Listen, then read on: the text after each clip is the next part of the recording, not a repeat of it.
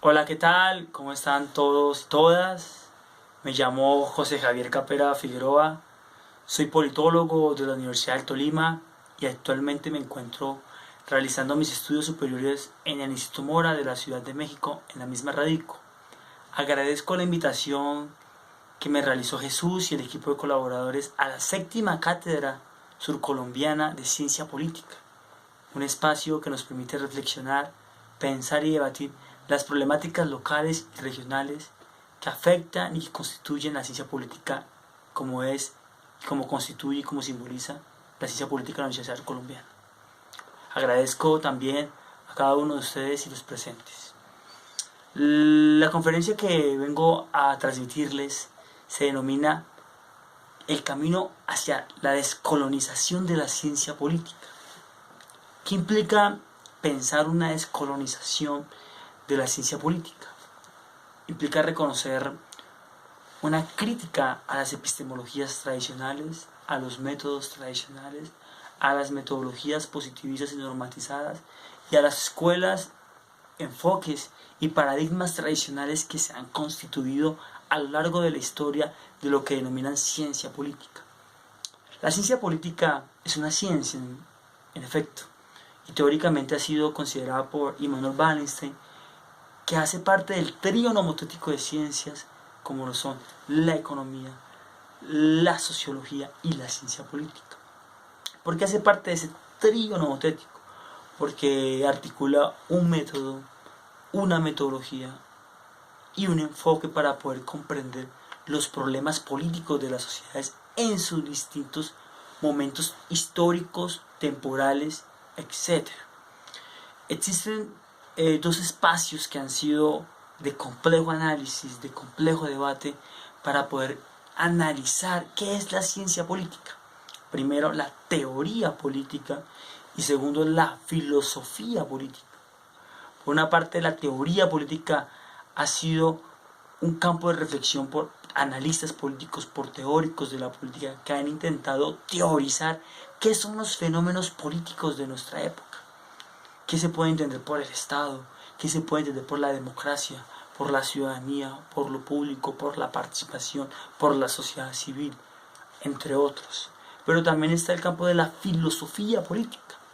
Estos dos campos no se excluyen, por el contrario, entran en comunicación, entran en diálogo y lo que pretenden es generar discusiones extensas, profundas, que problematicen, que complejicen este discurso, esta temática, esta disciplina de la ciencia política, más allá de lo meramente formal y lo históricamente constituido o predominante.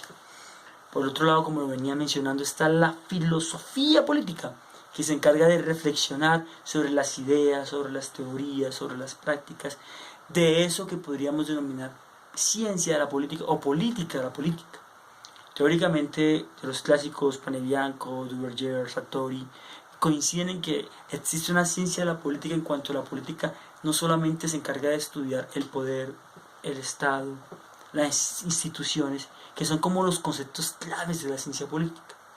Por el contrario, también existen teóricos de América Latina que intentaron y que en su defecto nos dejaron una ruta para pensar problemáticas de largo alcance de la ciencia política, como fue el maestro Guillermo O'Donnell en su análisis sobre las democracias, sobre los regímenes políticos y sobre este gran campo de estudio de la ciencia política contemporánea que en la actualidad demanda y requiere grandes análisis frente a nuestras problemáticas. Tenemos experiencias como en Brasil, como en Venezuela con sus contradicciones, como Colombia con el proceso de paz, como Perú con el problema del presidencialismo, entre otras. Por ello, ¿qué podríamos nosotros considerar como ciencia política o como la descolonización de la ciencia política? Primero que todo, cuando hablamos de descolonización estamos hablando de un fenómeno de emergencia en las ciencias sociales. Es decir, un fenómeno que se articula a los debates subalternos, a los debates del oprimido, a los debates de los procesos desde abajo, locales.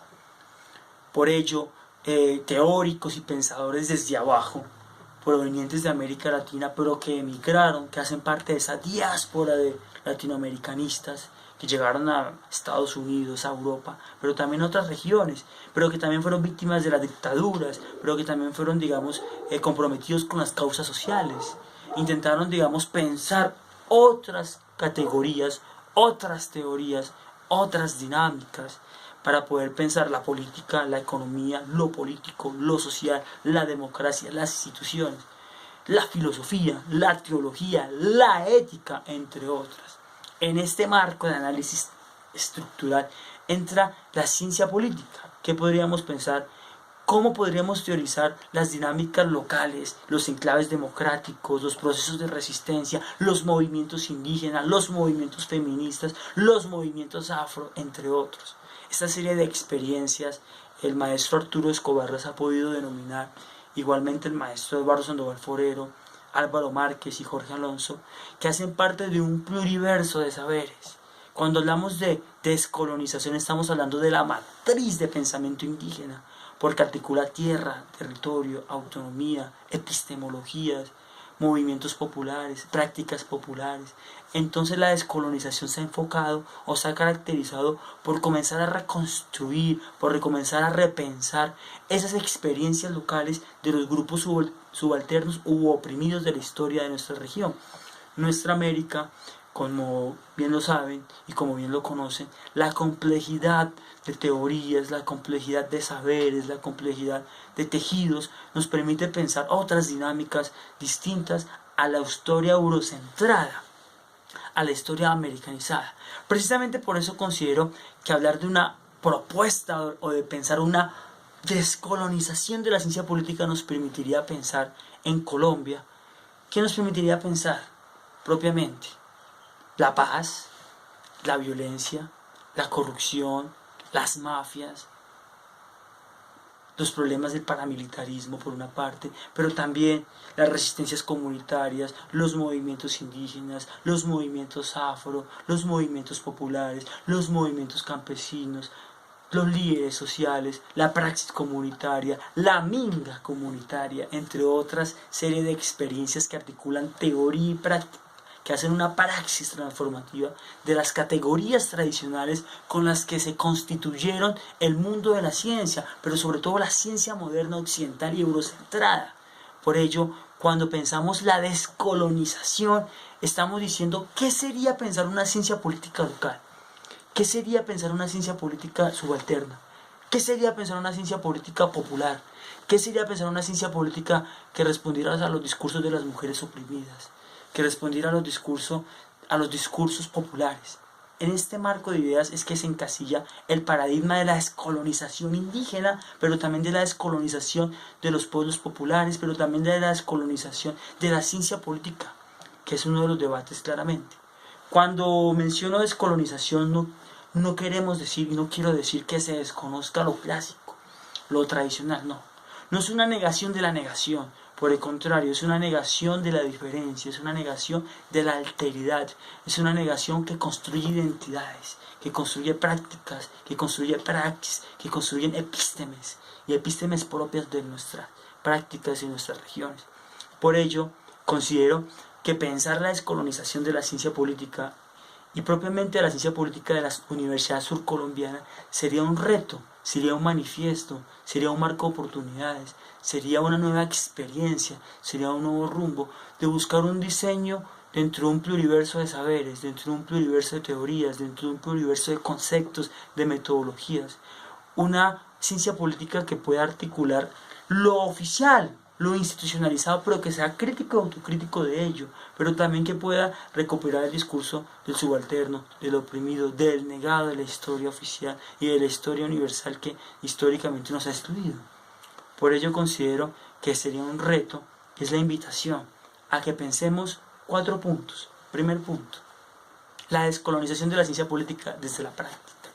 Segundo punto, una ciencia política para la ciencia política y desde la ciencia política. Es decir, desde abajo, con los actores de abajo y con los grupos y con aquellos sectores que han sido excluidos de la historia universal. Tercero, una ciencia política que resalte y que recupere y repiense las categorías tradicionales con que se han constituido las ciencias. Pero cuarto, una ciencia política contextualizada, integral, compleja, propositiva, crítica, pero sobre todo que tenga esa arista, que tenga esa posibilidad, que tenga esa emergencia de generar nuevos debates, de generar nuevos saberes, de buscar un pluriverso de teorías, un pluriverso de conceptos que permitan articular las experiencias de los indígenas, de los negros, de las mujeres, de los grupos subalternos, de los obreros, de los campesinos, pero también que se intente pensar desde adentro, desde abajo y desde lo local. Les agradezco mucho por la invitación, les mando un fuerte abrazo y hasta luego.